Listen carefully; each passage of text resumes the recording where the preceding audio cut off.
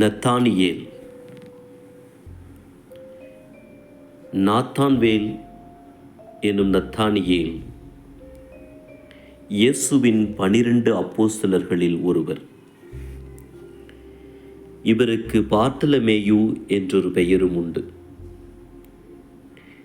இவரை இயேசுவின் சீடராகும்படி முதலில் அழைப்பு விடுத்தவர் பிலிப்பு.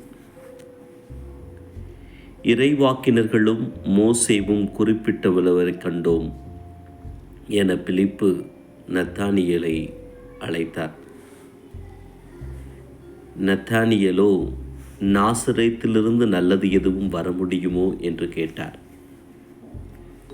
பிலிப்பு அவரிடம் வந்து பாரும் என்று கூறினார். நத்தானியேல் இயேசுவை தேடி வந்தார். நத்தானியேலை பார்த்த இயேசு, இவர் உண்மையான இஸ்ரேலர், கபடற்றவர் என்றார். நத்தானியேல் ஆச்சரியப்பட்டார். என்னை உமக்கு எப்படி தெரியும் என்று கேட்டார். பிலிப்பு உம்மை அழைக்கும் முன் நீர் அத்திமரத்தின் அடியில் இருந்தபோதே உம்மை கண்டேன் என்றார். நத்தானியேல் வியந்து போய், ரபி, நீர் இறைமகன், நீரே இஸ்ரேல் மக்களின் அரசர் என்றார். உம்மை அத்திமரத்தின் கீழ் கண்டேன் என்று உம்மிடம் சொன்னதாலா நம்புகிறீர்? இதைவிட பெரியவற்றை காண்பீர் என்றார் இயேசு. அதன்படியே இயேசுவின் பல்வேறு அதிசயங்களை கண்டார். இயேசு இறந்து உயிர்த்தபின் இவரும் தூய ஆவியினால் நிரப்பப்பட்டு வலிமை அடைந்தார். உலகெங்கும் சென்று நற்செய்தியை அறிவிக்கவும் மனம் திரும்புவோரை இயேசுவின் சீடர்களாக்கவும் புறப்பட்டார். இவர் இந்தியாவின் வடமேற்கு பகுதி வரை வந்து இறைபணி ஆற்றியதாக சொல்லப்படுகிறது. ஆனால் அதற்கு உறுதியான ஆதாரங்கள் ஏதும் இல்லை. அதன் பின்னர் சின்ன ஆசியாவில் சில காலம் பணியாற்றினார். அங்குள்ள ஏராப்போலு என்னும் இடத்தில் பிலிப்பு என்னும் சீடருடன் சில காலம் பணியாற்றி வந்தார். அதன் பின்னர் நத்தானியேல் ஆர்மேனியாவில் தன்னுடைய பணியை ஆரம்பித்தார். ஆர்மேனியாவில் இறைபணி ஆற்றச் சென்றது கிபி 60. அங்கு ததேயு சுமார் 17 ஆண்டுகளுக்கு முன்பே கிறிஸ்துவ மதத்தை நிறுவியிருந்தார்.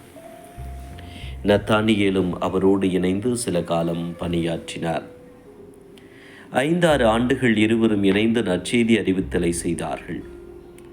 கிறிஸ்தவம் மிகவும் விரைவாக பரவ ஆரம்பித்தது. அங்குள்ள பிறமத நம்பிக்கையாளர்களும் அரசும் இவர்களுக்கு எதிரியானார்கள். கிறிஸ்தவர்களுக்கு எதிராக கடுமையான சட்டங்களும் வன்முறைகளும் ஏவிவிடப்பட்டன. ஆயிரக்கணக்கான கிறிஸ்தவர்கள் கொல்லப்பட்டார்கள். கிறிஸ்தவர்கள் எனும் பெயர் இருப்பவர்கள் எல்லோருமே துன்பத்துக்கு ஆளானார்கள். நத்தானியேல் தொடர்ந்து பணி செய்தார். அப்போது அங்கு ஆண்டு வந்த அரசனுடைய மகளுக்கு மூளைக்கோளாறு இருந்தது. நத்தானியேல் அரண்மனைக்கு சென்றார். நீங்கள் இயேசுவை நம்பினால் இதோ இந்த பெண்ணை நான் இயேசுவின் பெயரால் சுகமாக்குவேன் என்றார். அரண்மனைவாசிகள் சிரித்தார்கள். அப்படி இயேசு இவருக்கு சுகம் கொடுத்தால் கண்டிப்பாக நம்புவோம் என்றார்கள். நத்தானியேல் மண்டியிட்டு செவித்தார். அந்த பெண்ணை தொட்டார். பின்பு அவளுடைய மூளை நோய் உடனடியாக விலக சுகமடைந்தெழுந்தால் அனைவரும் அதிசயித்தார்கள். அரண்மனை சட்டென தலைகீழானது. பல திருமுழுக்கு பெற்று கிறிஸ்துவ மதத்தில் இணைந்தார்கள். அரசனும் கிறிஸ்துவ மதத்தில் இணைந்தான். அரசனும் அரண்மனை மக்கள் பலரும் கிறிஸ்துவ மதத்தில் இணைந்ததை கண்டு ஆனந்தமடைந்த நத்தானியேல் அரசன் வணங்கிய சிலையை பார்த்தார். அதில் அசுத்தாவிகள் நிறைந்திருப்பதாய் தெரிந்தது. கையிலுள்ள சிலுவையை எடுத்து சிலையை நோக்கி நீட்டினார். அசுத்த ஆவிகள் மக்களின் கண்முன்னால் சிலையை விட்டு வெளியேறி ஓடின. சிலைக்கு வழிபாடு செய்து வந்த பூசாரிகள் கடும் கோபமடைந்தனர்.